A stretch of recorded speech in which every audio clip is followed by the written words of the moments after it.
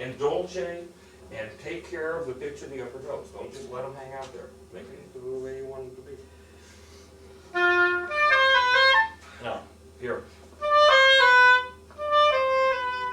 Find that pitch. I feel it's all right there. The C is to here, and it's got to be there. Find that place where the C sounds right to you. Okay. And you, again, you have that control. You know, until we get the read, you know, the super read, which maybe will happen another time.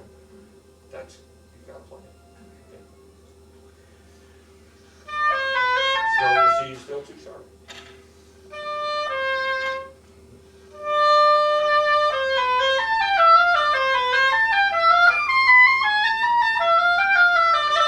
No, C natural. C natural.